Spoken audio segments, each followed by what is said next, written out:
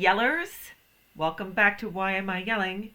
Musings from a middle-aged menopausal mom. I'm Krista Rizzo, your partner in midlife mischief, menopausal truth-telling, and the occasional civic tirade, which is becoming more and more frequent, quite frankly. Today we are answering a headline that dropped from the New York Times like a rotten pumpkin last week, titled, "Did Women Ruin the Workplace?" which has subsequently been retitled multiple times because I guess they got a lot of flack for that. Someone actually did say those words. I'm not even going to use their name. I will admit that I had a visceral reaction to that headline because at almost 53 years old and a veteran of the corporate workplace, that kind of rage bait article is not only ridiculous, it is beneath all women. Rather than react to it, I decided to do some digging and show up with facts and receipts and proof and screenshots. Thank you, Heather Gay of the Real Housewives of Salt Lake City, with data to respond to this bullshit. Because in true woman, quote unquote, fashion, we are constantly having to prove ourselves with these kinds of receipts. And that's okay, because it only shows how much more capable, brilliant, and a lot of the time, we are better than the boys. Anyway, I'm going to walk through why that framing of that article is total garbage, and why women are tired, and why the real problem isn't women at all. So grab your fan, your facts, and if you have to, your big red yelling mug. I have my Why Am I Yelling mug right here. If you're watching me on the YouTube channel, maybe I'll make some more merch and sell it. We're going to get into it right now. So first of all, are you kidding me? Right? This question is backwards. It's 2025, and women are continually working and defending ourselves literally to the death. Right? We are having our rights ripped away from us. We are having our intelligence questioned. We're having motives insinuated, and so much more is happening while fragile men are tearing it down both literally and figuratively. Hello, East Wing, anyone? Right? I mean, like, look at what's happening in the world. They are literally tearing it down, and yet it's a woman's fault. Always blamed on the women. Heads up, dudes. You wouldn't exist without a woman. You came from her body. Good Lord. Killing us. Show us some respect. We're not asking for a lot, by the way. We're not asking for a lot. So let's be clear. Blaming women for workplace dysfunction is a classic bait and switch. It shifts attention away from long-standing structural problems like unequal pay, lack of childcare, hostile and toxic work cultures, and onto the people who have historically been excluded from power. That is not analysis. That is scapegoating and gaslighting. So here's the basic data. Progress has definitely been made. It's still not good enough because the gap is still very, very real. In 2024, women earned about 85% of what men earn on average. Not the billionaire money, average. A small improvement over past decades, but still a very big, significant shortfall. That is not a moral failing of women. It is a structural pay problem across occupations and industries. And I got that from the Pew Research Center. You can look it up. Corporate life isn't exactly welcoming either.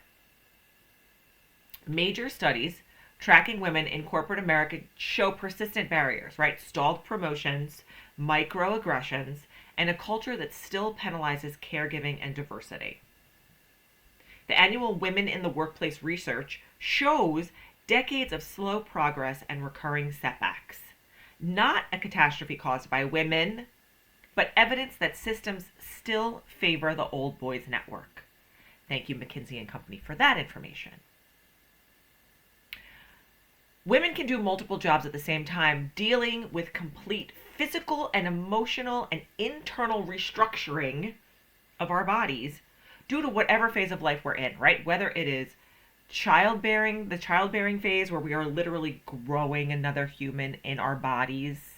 I mean, that is mind-blowing in and of itself. Or it's coming to work on a Tuesday and, being crampy and bleeding and all the things and still doing 100% of our job at 100% of the rate at 100% of the time and not complaining about it. Or we are menopausal and we are trying to figure out what the actual fuck is happening in our bodies. And thank God the FDA 2 days ago just released data that shows that hormone replacement therapy does not, in fact, cause cancer. So women can start addressing these needs with relief that is factually and scientifically backed. Thank God, right? It's not just about, turning on a fan and taking off a layer of clothes to deal with your hot flash. It really is stuff that's happening in our bodies. And you can talk to, that's a different conversation. But again, it just shows you how we can run circles around our male counterparts all the time and still be told that we're not enough. And you know what? I dare any man to trade places with a woman for 24 hours. Like, get over yourselves. You're not that great. And the narcissism, because we're going to talk about that next, is rampant. It's like, I don't understand why you feel like you have to feel dominant and overpowering and like you are all that to all of us. Because guess what? You're not. And I'm not trying to be male bashing here because I'm raising 2 of them in this world. I'm raising them to be respectful and thoughtful and considerate and to recognize that their mother works really, really hard inside and outside of the home. And I contribute, and I know damn well that if I wasn't here, a lot of things wouldn't get done. And that's not to say that I have a great relationship with my husband, right? It's not to say that we don't work well together. It doesn't say any of those things. It just says that I also am a type A personality and I like to have things the way I like to have them. But at the same time, I also know when I can step back and say, I need help with this.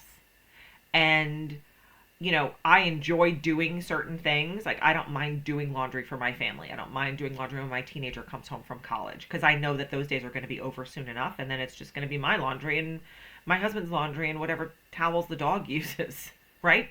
Like, this isn't a bashing situation. It literally is calling out people who are trying to escalate a conversation that doesn't need to be escalated. We need to escalate the solutions, right? So when we're talking about personality, narcissism is not a woman's problem, right? Some of this column's tone leaned into personality tropes, the idea that women brought entitlement or fragility to the workplace. And let's not confuse that narrative with neuroscience, right? Most large-scale personality meta-analyses from men scored higher on narcissism overall, particularly on exploitative or entitlement facets in that data, right? That's the research. So the quote-unquote women ruined it because they acted like people line doesn't hold up. And I got that from the National Library of Medicine. So I appreciate that tidbit from you guys. Right, so the translation of what I just said, because it was a lot of words and a lot of big words, is if you're looking to the workplace to be the problem that's rooted in inflated self-importance and entitlement, check the gender distribution of power and look up. Historically, the people with the most structural power have also been men. And narcissism plus power is a dangerous combination. We are seeing it in the world today. Our government, as of this conversation, has been shut down for 30-something, 40 days. It's not reopened yet, I don't think. Like, this is all power grabs. Get over yourselves. Cut it out. Women actually invented the world you are complaining about. We contributed to the inventions of most of the things that you use on a daily basis, right? We didn't just enter workplaces. We have invented, we have innovated, and we have built much of the modern world. We are doctors, we are engineers, we are scientists, we are architects and builders and construction managers. We are teachers and educators. We are doing all of the same work that men are doing, that men have historically been doing. We are pilots and astronauts. Like, stop discounting us just because we have different body parts, because that's what it is.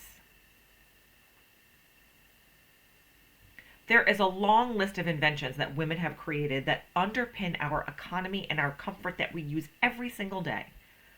The dishwasher, perhaps. I don't know, right? Computer programs, right? The idea that women somehow ruined all of that when they just demanded fair treatment is laughable when you look at these receipts.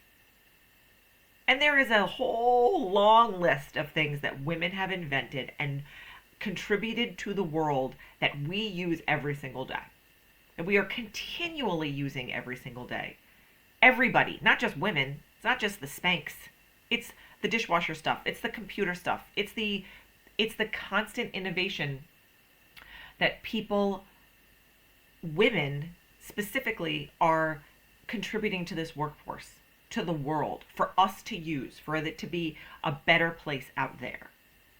And yet we are constantly being told that we are not good enough, that we are not smart enough, that we don't do enough. Let me tell you something. Like, we are not here to play, right? We are here to be treated fairly. We are here to be treated equally. We are here to be respected. And I don't understand why that's so difficult for men to understand. And quite frankly, some other women who, want to pretend that their, homemaking skills are enough and that they don't have to work outside the home. And you know what? If you're a stay-at-home mom, hats off, because that's the hardest job on the planet. And if you are a mom that is working full-time and caregiving and taking care of your home, hats off, because that also is the hardest job on the planet.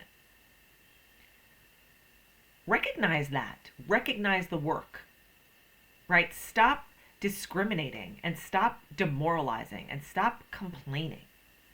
Why are we angry and exhausted? I'm going to tell you. Because women face daily, concrete costs for participating in work that men historically did not in the past. Now, while men are doing a much better job at stepping up and taking on part of the caregiving roles and all of that stuff, I'm not discounting that at all. We do that in my house. Super important. Women still take on a disproportionate amount of caregiving. We face higher rates of harassment and discrimination in the workplace. Like, raise your hand if that has happened to you. Hello. For years, for decades, until I actually left the workplace and started my own business.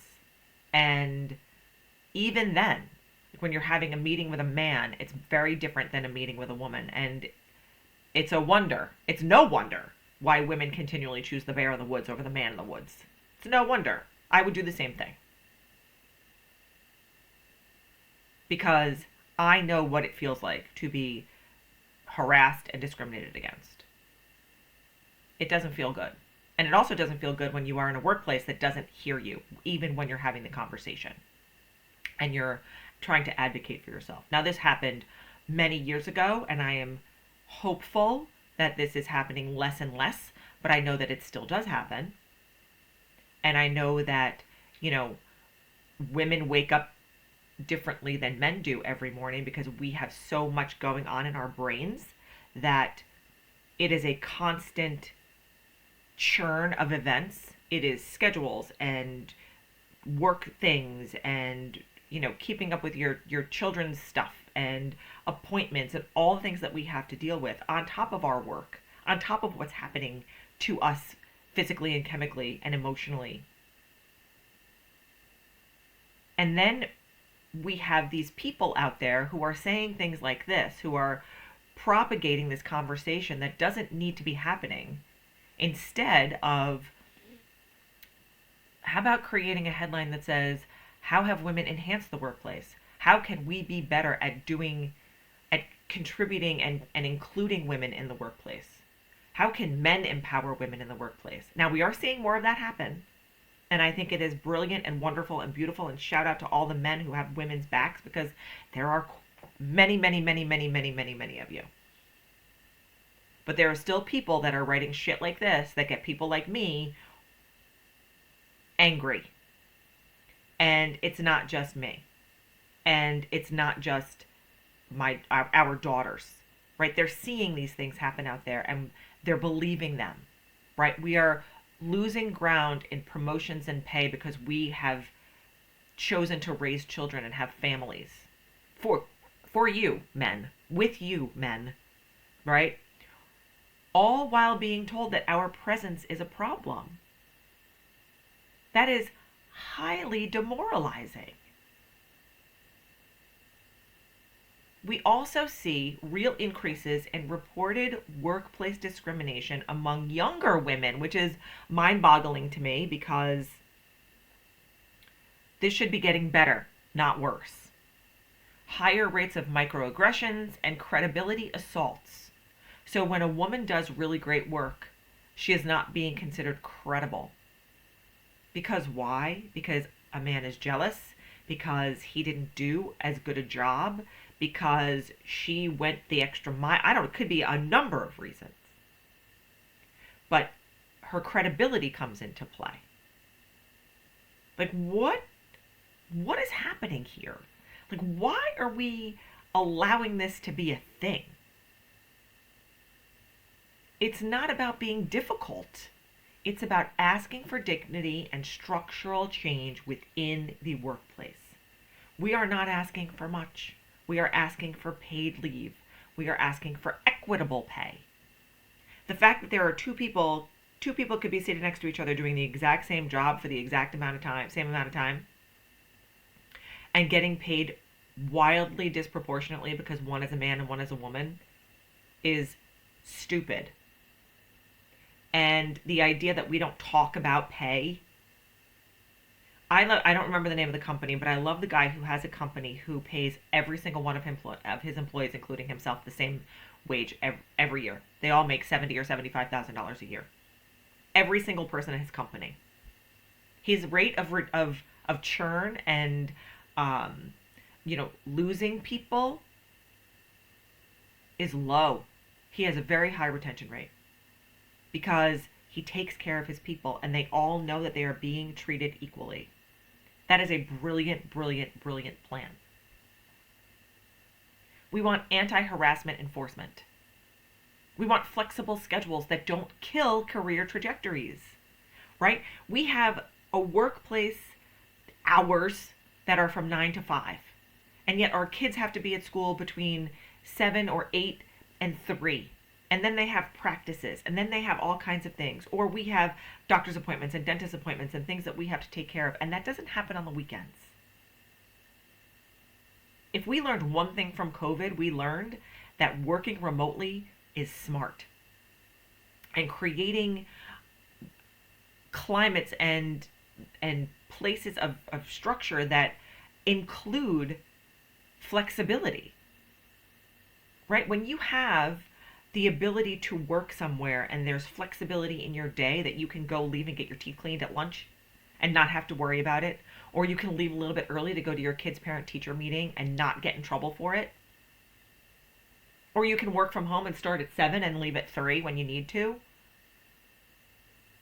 This is basic productivity stuff, right? Also, these demands, these requests that women are asking for, the paid leave, the equitable pay, the anti-harassment, all that stuff, that is basic fairness. It is not, oh, they're asking for so much. They're asking for so much. We're asking for the same as all of you. I don't see a lot of women harassing men in the workplace. And I'm not saying it doesn't happen, because I'm sure it does. But let's call a spade a spade.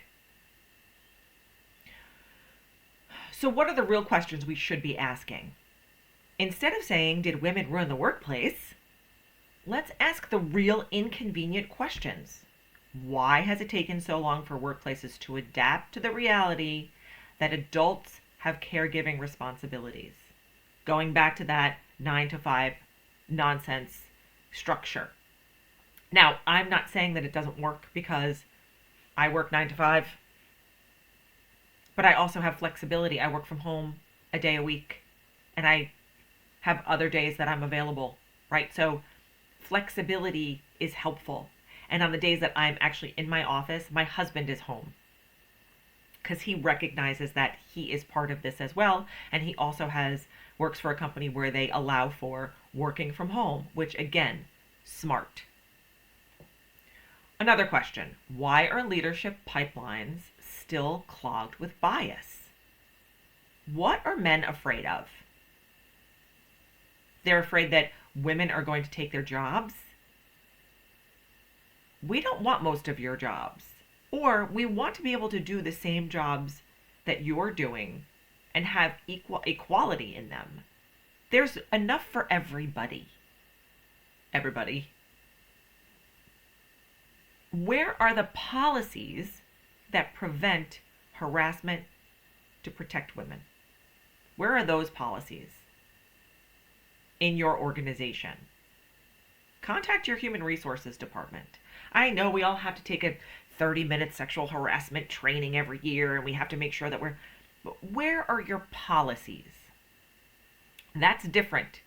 Taking the training is different than seeing the policy. What are the repercussions? What do they look like? What does it look like? How do we tax, regulate, and design companies so that massive wealth and concentrated power don't get to dictate what quote-unquote culture looks like? Culture. I oftentimes use Amazon as an example here, because it's companies like that physically turn my stomach, right? I try really, really hard to never shop at Amazon. Really, really hard. Because I look at their founder and I am embarrassed for him. He has more wealth than he will ever know what to do with.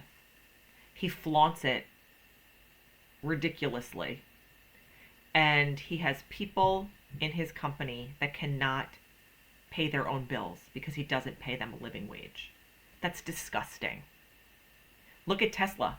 Their board just approved a $1 trillion package for Elon Musk. Nobody needs to be a trillionaire. Nobody needs to be a billionaire. And yet, we're falling into this trap that the more you have, the cooler you are. And let me tell you something. That's not it. That's not it. If somebody said to me today, you get to meet Elon Musk tomorrow, I'd say, no thanks. He's not good enough. Like, I don't understand why people think that excessive wealth and flaunting that kind of stuff, knowing that these people are also knowing and willingly putting their employees at risk and at harm. And they're not taking care of their employees or their employees' families. It's disgusting. It's disgusting. And I will probably keep talking about that for a very, very, very long time. But answering these questions will help us. It will help everybody, including the men, right? The workplace then becomes more productive. It becomes less toxic. And it becomes more resilient when it is designed for all humans, not specific archetypes. So, if you are tired of the rhetoric like I am, here's how to fight back like I do. Vote local. School boards, town councils, state reps, policy on childcare and leave, that's where it's all made at the lower level. You have to show up. And the easiest thing to do by showing up is to vote in your community. We just saw on November 7th, whatever day that was, 5th, I don't even remember the date, the entire country come out and vote. And they spoke up. And there was a lot of things that they spoke up about. And it's good. It feels good when you know that your community is rallying around you and they are supporting good things happening in your communities. Number 2, advocate at work. Ask for transparent pay bands. Understand what people are making that are doing the same jobs as you. Document those disparities. Ask for the policies on harassment. Ask for those things. Number 3, mentor and sponsor women. Lift others as you climb. I work part-time at a nonprofit here in Connecticut, and my job is to help women start and grow their businesses. It is meaningful, it is powerful, it is so freaking exciting to be able to play a small part in another woman's success. I love what I get to do. I love it. And it only proves and shows that when women and men help women, because we do have a guy in our office too, we are lifting as we climb. We are all successful. Our communities are more successful, and our households are more successful. Number 4, call out bad framing. When national outlets, I'm looking at you, New York Times, who ask who ruined something, push them to probe why that system failed. And thank you to the badass women who have come out since that article and prior to that article, who have been yelling and screaming about that for decades. And we're getting louder. We are not getting quieter. And number 5, tell your story. Collective change begins with shared truth, right? Be part of the change. Don't be afraid to tell your story. There will be people to support you and surround you. And if you don't have those people, call me, because I will. It is important that we share our stories. And they don't always have to all be, sexual harassment or, how you were discriminated against. But they can be about the job that you have that's taking away from your family. And if you only had this flexibility in your schedule, you could do this. And you could be more productive in your workplace. That is a very important story to tell. It is not about blame. It's about fixing it. So in closing, women didn't ruin the workplace and are not continually ruining the workplace. Women asked to be included, and when workplaces failed to adapt, the gap in policy and power was exposed. Oh, shocker. Release the Epstein files. That's not a scandal. The Epstein files are. It's an opportunity, right? Let's refuse the lazy narrative that frames some people as the problem when the real problem is unequal systems. We have to do better because women are tired of being tired. We're tired of being tired, you guys. So, if this episode fired you up, please share it. Rate the show, give us some comments, send some likes out there, send it to your people. And if you are comfortable, I would love for you to tell one truth this week, whether that is to your boss, your neighbor, your friend, on your socials. Call out bad framing and push for real solutions. You can do it in the comments on the Instagram page. You can do it on the comments on the YouTube if you're watching this. You can send me a DM, all the things, because I want to know. This is important. So until next time, my yellers, keep that fan handy, keep your voice loud, and remember, yelling without reason is noise, but yelling with purpose is how we change things. I love you. Mwah.